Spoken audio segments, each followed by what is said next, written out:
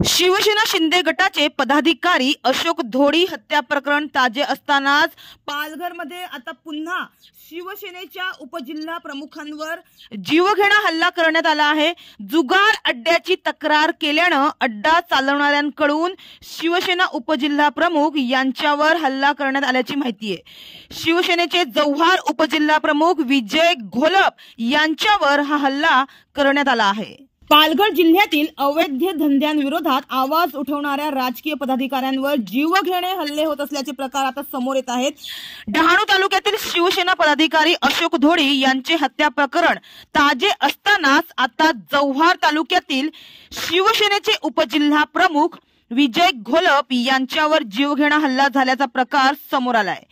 जुगाराचे अड्डे चालवणाऱ्या लोकांची तक्रार पोलीस ठाण्यात केल्यानं जुगार अड्डा चालवणाऱ्या व या जुगार अड्ड्याशी संबंधित असणाऱ्यांनी विजय घोलप यांच्यावर जीवघेणा हल्ला केल्यानं राजकीय क्षेत्रात खळबळ माजली आहे। तर माहितीनुसार या गंभीर प्रकरणाचे गांभीर्य लक्षात घेत पोलिसांनी निर्मला फर्नांडिस, फ्रान्सिस फर्नांडिस, मायकल फर्नांडिस, नीलम फर्नांडिस, ज्योती फर्नांडिस, कलीम काझी व त्याची पत्नी या 7ही जणांना 30 जानेवारी रोजी अटक केली। पोलीस या प्रकरणाचा आता पुढील तपास करीत आहे। मिळालेल्या माहितीनुसार पालघर जिल्ह्यातील जव्हार तालुक्यातील जव्हार परिसरात बिलाडी नामक हा जुगार सुरू होता।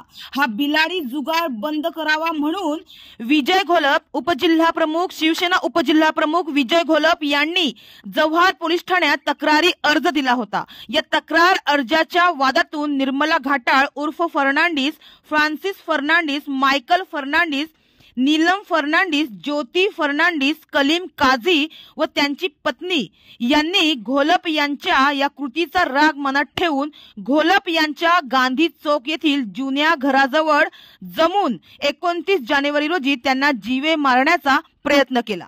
तर उपजिल्हा प्रमुख विजय घोलप यांनी दिलेल्या तक्रारीनुसार जव्हार पोलीस ठाण्यात या 7ही जणांविरुद्ध गुन्हा दाखल करण्यात आला आहे।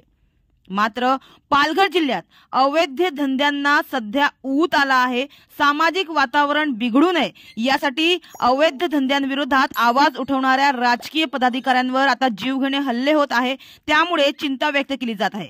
मात्र राजरोसपणे सुरू असलेल्या अशा अवैध धंद्यांवर पोलिसांनी कारवाई करावी अशी मागणी आता होत आहे।